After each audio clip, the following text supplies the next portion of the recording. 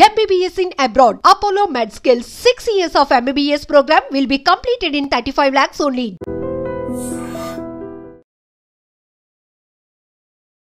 అందరికీ కూడా తెలంగాణ ప్రజలందరికీ కూడా మనస్ఫూర్తిగా శుభాకాంక్షలు తెలియజేస్తా ఉన్నాను. అదేవిధంగా మరి 2 లక్షల కోట్ల రూపాయల అప్పును 18 నెలల పరిపాలనా కాలంలో తీసుకున్నందుకు రాష్ట్ర ముఖ్యమంత్రి వర్యులు గౌరవనీయులు రేవంత్ రెడ్డి గారికి కూడా శుభాకాంక్షలు తెలియజేస్తా ఉన్నాను. తెలంగాణ ప్రజల నెత్తి మీద గుదిబండలాగా 18 నెలల కాలంలో 2 లక్షల కోట్లు అప్పు తీసుకొచ్చినటువంటి ఘనత, గొప్పతనం, పరిపాలనా చాతుర్యం అంతా కూడా రేవంత్ రెడ్డి గారికే దక్కుతుంది. మరి మీకు ఒక విషయం తెలుసు, జనరల్గా నేను ఎప్పుడు కూడా నిర్దిష్టమైనటువంటి ఆధారాలు లేకుండా, కాగితాలు లేకుండా, ప్రూఫ్ లేకుండా ఎవరి మీద కూడా ఎప్పుడు అలిగేషన్ చేయలేదు. ఇవాళ ముఖ్యమంత్రి గారికి సంబంధించి నా దగ్గర ముఖ్యమైనటువంటి ఆధారాలు ఉన్నాయి. మీ ద్వారా ప్రజలకు చెప్తామని చెప్పే ఇవాళ ఈ ప్రెస్ కాన్ఫరెన్స్ ఏర్పాటు చేయడం జరిగింది. ప్రత్యేకించి మన రాష్ట్ర ముఖ్యమంత్రి గారు ఎప్పుడు ఒక మాట చెప్తూ ఉంటారు, మేము అప్పులు తీసుకొచ్చిన అప్పులు ఏం చేస్తున్నామంటే కేసీఆర్ గారు ఇదివరకు తీసుకొచ్చినటువంటి అప్పుల్ని తిరిగి చెల్లిస్తున్నాం, నెలకు 6,500 కోట్లు రుణాలను మేము తిరిగి చెల్లిస్తున్నాం, కాబట్టే మేము పెన్షన్లు ఇవ్వలేకపోతున్నాం, కాబట్టే మేము ఫీ రీఎంబర్స్మెంట్ ఇవ్వలేకపోతున్నాం, కాబట్టే మేము హాస్పిటల్లో మందులు పెట్టలేకపోతున్నాం, సూది దూది లేనటువంటి పరిస్థితిని తీసుకొచ్చినాం, దీనికి అంతటికీ కేసీఆర్ గారి కారణం అని చెప్తారు. మేము అది ఇదివరకు కూడా ప్రెస్ మీట్ పెట్టి కాగితాలు చూపించి మీరు 6,500 కోట్లు కాదు నెలకు 1,200 కోట్లు కూడా కడతలేరని చెప్పి ఎక్స్పోజ్ చేయడం జరిగింది. అప్పుడు రాష్ట్రంకి రేవంత్ రెడ్డి గారు తెచ్చినటువంటి అప్పు 1,50,000 కోట్లు ఉండే. ఇప్పుడు రేవంత్ రెడ్డి గారు తీసుకొచ్చిన అప్పు 2 లక్షల కోట్లకు చేరింది. ఆయన 2 లక్షల కోట్లు తీసుకొచ్చినా కూడా పెన్షన్ అయితే ఇస్తలేడు, ఆడపిల్లలకు మహాలక్ష్మి పథకం అయితే ఇస్తలేడు. మనమేమనుకుంటాం, పోనీ ఇంకా కూడా అప్పులు కడుతురేమో అనుకుంటాం. అయితే ఆర్ఈసి, రూరల్ ఎలక్ట్రిఫికేషన్ కార్పొరేషన్ అనేటటువంటిది దేశంలో ఒక సంస్థ ఉంటుంది. ఆ సంస్థ అన్ని రాష్ట్రాలకు కూడా రుణాలు ఇస్తూ ఉంటుంది, పెద్ద పెద్ద ప్రాజెక్టులు కట్టడానికి. అది ఇరిగేషన్ ప్రాజెక్టులు కావచ్చు, ఇంకోటి కావచ్చు ఇస్తూ ఉంటుంది.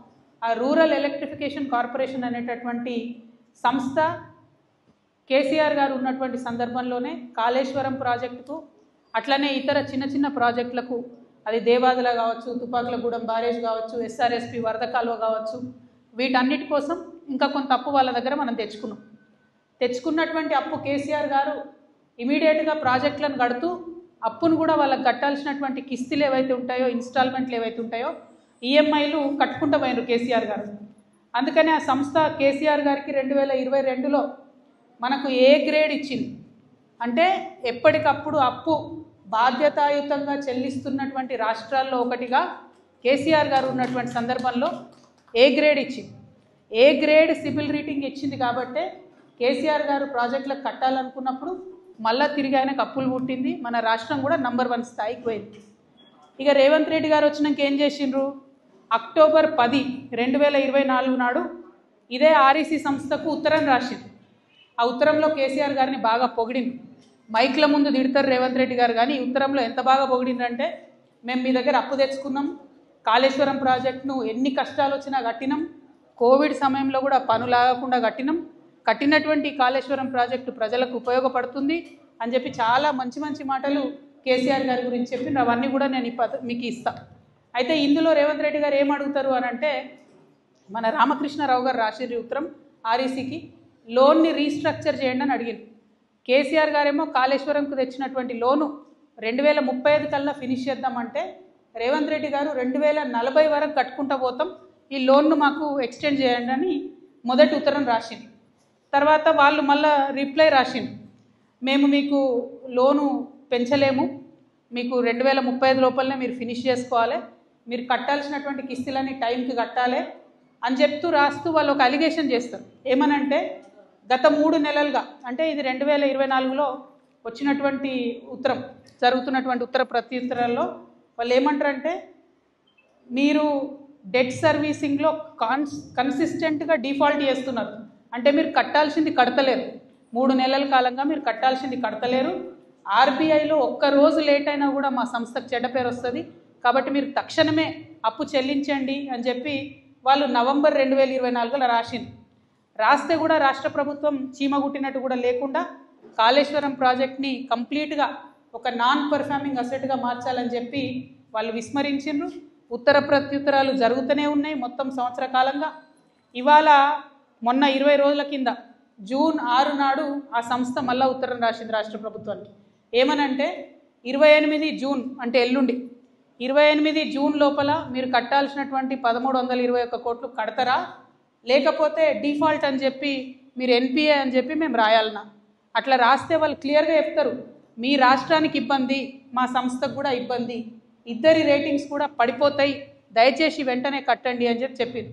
నేను ఇవాళ ముఖ్యమంత్రి గారిని ప్రజల తరఫున డిమాండ్ చేసేది ఒకటే, ఏంటంటే మీరు 2 లక్షల కోట్ల అప్పు తెచ్చిరు ఇప్పటి వరకు, మీరు కడతామని చెప్పినటువంటి అప్పు కడతలేరని ఆ సంస్థనే చెప్తున్నది.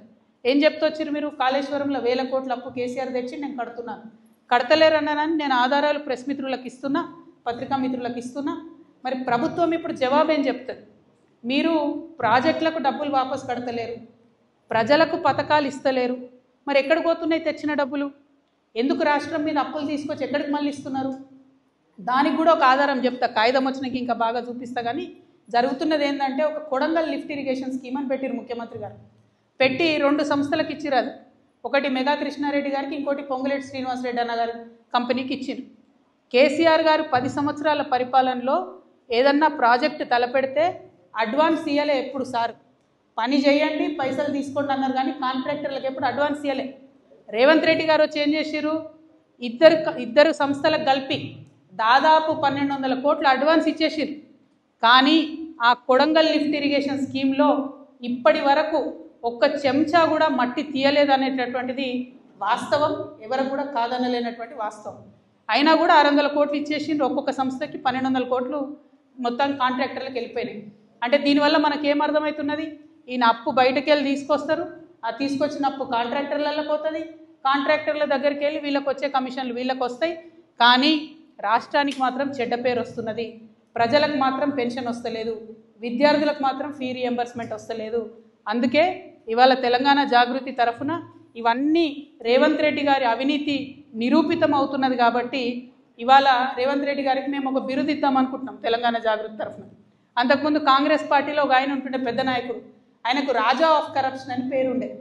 ఈయననేమో రేవంత్ రెడ్డి గారు ఆ రాజాని దాటిపోయారు, రాజులకే రాజు బాద్షాంకే బాద్షా బన్ గయను. ఈయనకేమి ఇవ్వాలా బిరుదు, మరి రాజులకు రాజు అంటే చక్రవర్తి అంటారు. అందుకనే తెలంగాణ జాగృతి తరఫున ఇవాళ రేవంత్ రెడ్డి గారికి అవినీతి చక్రవర్తి అనేటటువంటి బిరుదుని ఇస్తున్నాం. ఈ అవినీతి చక్రవర్తి గారి అవినీతి భాగోతం అంతా మీకు తెలుసు, నేను సమాచారం లేకుండా మాట్లాడను, మీకు తెలుసు నేను ఆధారం లేకుండా మాట్లాడను. ఖచ్చితంగా ఒక 1.5 మంత్లో అవినీతి చక్రవర్తి గారి అవినీతి భాగోతం అంతా కూడా ఒక మంచి బుక్ వేసి తెలంగాణ ప్రజలందరూ కూడా జాగృతి తరఫున పంచడం జరుగుతుంది. ఇలా బాధ ఎందుకవుతుందంటే తెచ్చినటువంటి అప్పుతోని రాష్ట్రం బద్నామవుతుంది, కానీ అన్ని వ్యవస్థలు కుప్పగూలుతున్నాయి. విద్య వైద్యం లాంటి మౌలికమైనటువంటి వ్యవస్థలు. ముఖ్యమంత్రి గారు సొంత జిల్లా పాలమూరు యూనివర్సిటీలో నిన్న పైసలు ఇస్తే కానీ ఫుడ్ పెట్టమని చెప్పి ఆడికెళ్ళి మెస్లకెళ్ళి వెళ్ళగొడితే విద్యార్థులు పోయి గేటు కాడ ధర్నా చేశారు. నిన్న కాకతీయ యూనివర్సిటీలో విద్యార్థులు ధర్నా, ఎందుకంటే ఇంటిగ్రేటెడ్ స్కూల్ కోసం మధ్యలో జాగా తీసుకుంటామని.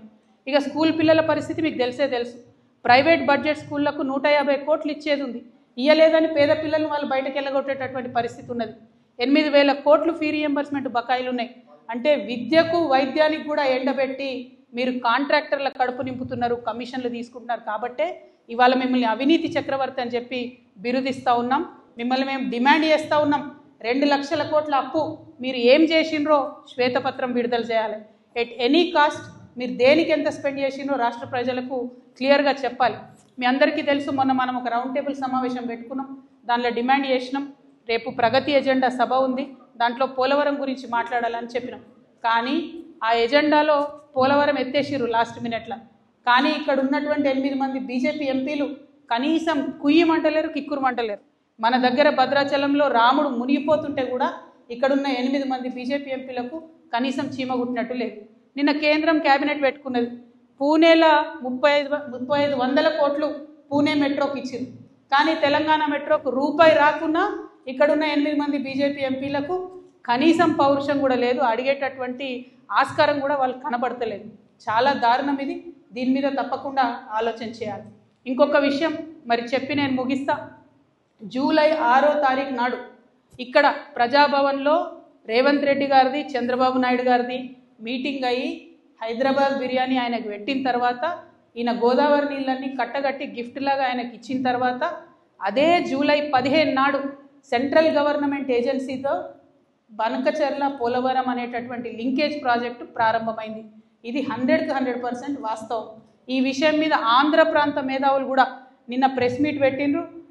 ఏబి వెంకటేశ్వరరావు గారు, కంబంపాటి పాపారావు గారు, అక్కినేని భవానీ ప్రసాద్ గారు, టి లక్ష్మీనారాయణ గారు వీళ్ళందరూ కలిసి నిన్న ప్రెస్ మీట్ పెట్టి మనం తెలంగాణ వాళ్ళని చెప్పినమే వాళ్ళు చెప్తున్నారు. ఆల్రెడీ నీళ్ళు ఇచ్చే ఏరియాకే మళ్ళీ నీళ్ళు తీసుకొచ్చే ఈ ప్రాజెక్టు ఎవరి కోసం కడుతురు, ఎందుకోసం కడుతురు, కేవలం మెగా సంస్థ కోసమే కడుతున్నారు అని అన్నారు. ఈ అవినీతి చక్రవర్తి గారి అవినీతి బార్డర్లు దాటిందనడానికి ఇది మరొక రుజువు. ఇక్కడ ఆయన ఒప్పుకున్నాడు, అక్కడ ప్రాజెక్టు మళ్ళా ఆయన ఫేవరెట్ సంస్థకే ఇస్తూ ఉన్నారు. ఇవన్నిటి అంశాల మీద కూడా ముఖ్యమంత్రి గారు ప్రజలకు తక్షణమే వివరణ ఇవ్వాలి. ఈ రోజు వరకు తెచ్చిన అప్పు ఎంతనో చెప్పాలి, తెచ్చినటువంటి అప్పును మీరు ఏం చేసిందో కూడా డీటెయిల్గా వివరణ ఇవ్వాలని చెప్పి నేను రాష్ట్ర ప్రభుత్వాన్ని, ముఖ్యంగా ముఖ్యమంత్రి రేవంత్ రెడ్డి గారిని డిమాండ్ చేస్తూ ఉన్నాను. Thank you. జై తెలంగాణ.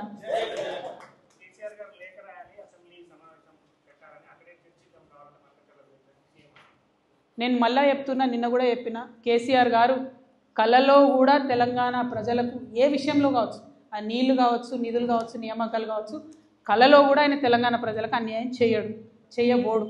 రేవంత్ రెడ్డి గారు జూలై 6వ తారీఖు చంద్రబాబు నాయుడు గారితో మీటింగ్ తర్వాతనే కొత్తగా వచ్చినటువంటి project Polavaram Banakacherla linkage project.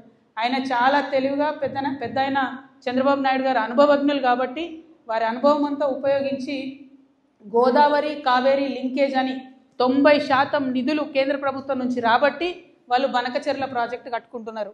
కానీ మన ముఖ్యమంత్రి గారు మన నీళ్లు దోపిడీకి గురవుతున్నా కూడా కనీసం మాట్లాడలేనటువంటి స్టేజ్లో మన ముఖ్యమంత్రి గారు ఉన్నారు. మరి ఆయన తొందరగా మేల్కొనాలి. అప్పుడే జూలై 2024లోనే పనులు అయితే ప్రారంభమైనాయి. ఇప్పుడు మేల్కొని మేము ఆపేస్తాం బనకచెర్లను అని చెప్పి గప్పలు కొడుతున్నారు మంత్రులు తప్పితే చేసిందేమీ లేదు. ఇప్పటి వరకు కూడా అపెక్స్ కౌన్సిల్ మీటింగ్ అడుగుతలేరు, మోడీ గారిని ప్రశ్నిస్తలేరు. సో 100% ఇది నాటకం తప్పితే నిజం కాదని చెప్పి నేను భావిస్తూ ఉన్నాను.